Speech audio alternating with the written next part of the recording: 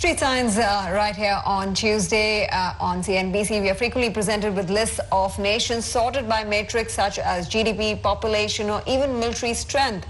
A new report out today from global creative agency FutureBrand ranks nations in a new way, and it suggests placing a premium, well, note this, not on living richer, but upon living a richer life. And that's really the conundrum that we're faced with all the time. The FutureBrand Country Index takes quality of life considerations into account, and whether people want to live in, visit, invest in, or buy goods and services from a country.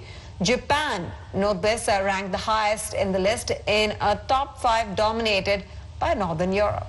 All right, let's talk more about this and bring in Richard Curtis, CEO Asia Pacific of FutureBrand. He joins us live from our studios in Hong Kong. Richard, good to see you and appreciate your time. Is this survey, the methodology, is it going down the road of, let's say, I'm sure you recall, Bhutan, gross national happiness, or is it even broader? I think it's even broader than that. And I think it's about how countries have a very complete sense of what it is that drives their global brand perceptions.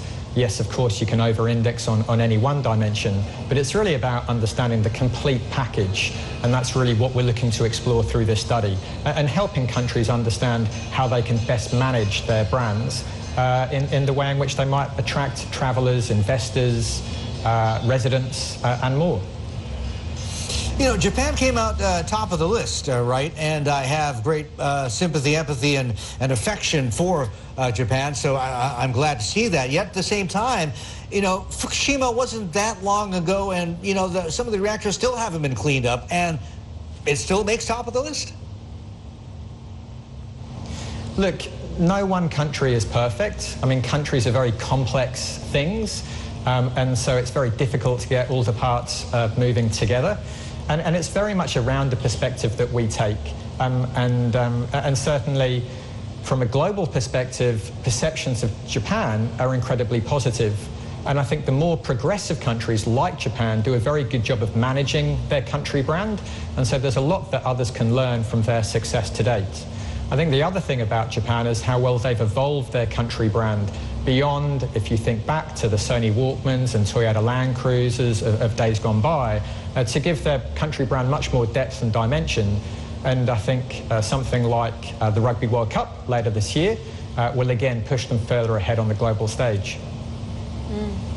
Of course, Japan is holding the first position, and then comes in a slew of European nations that essentially dominate the top 10. But what's really surprised as being part of the list are countries like Slovakia, Nigeria, Peru.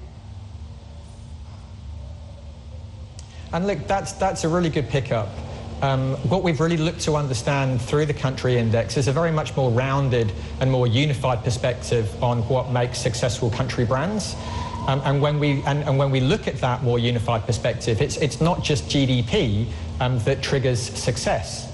If you look at a country like Peru, back in 2011, when safety and security were big issues for that country, it invested a lot of time and energy in overcoming those in order to attract tourism dollars, and has since built on that in terms of heritage and culture, tourism infrastructure, and exporting its cuisine around the world. And as a consequence, it's all of these endeavors that have really laddered up into its success, sending it 12 places up the rankings.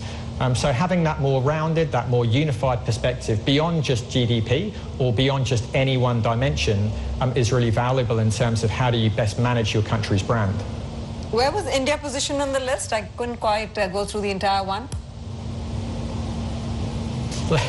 I must admit, I can't recall exactly where they all are, but I think, you know, India, much like Asia at large, is a part of the world where kind of locally we all know that the countries within Asia are all very, very different. We all know that, and I think what's really refreshing about the country index this year is to see that reflected in terms of global perceptions.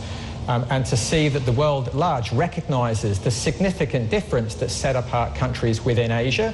And I think that's really reassuring news in terms of how those individual countries might help grow their own country brands when it comes to driving people or supporting choices that people make about the countries from where they might buy their products and services, the places where they might live or study, or indeed the places where companies might invest in the future.